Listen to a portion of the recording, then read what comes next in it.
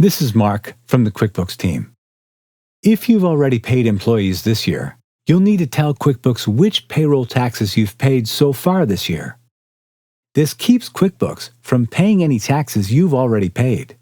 Before you start, you'll need to have your tax payment receipts or payroll liability reports from your previous payroll service showing the amounts paid.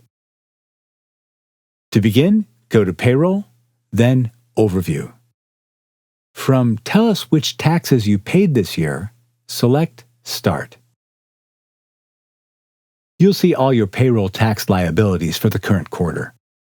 QuickBooks calculated these based on the prior payroll info you entered during employee and tax setup. You can review your tax payment receipts or reports with the amounts shown. If the amounts QuickBooks shows don't match, you can go back to your employees and review the paycheck history. For each payment, select if you've paid it or not.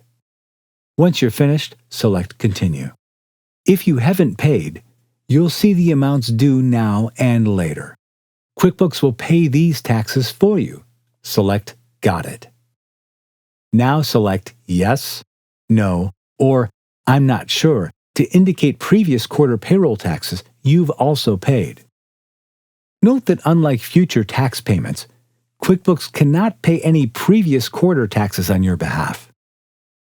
If you choose No or I'm not sure, QuickBooks will add a reminder to pay any unpaid taxes on your overview page. Select Save and Close when you're done. Next, you'll need to set your tax preferences and sign your tax forms. This video will show you how to do that.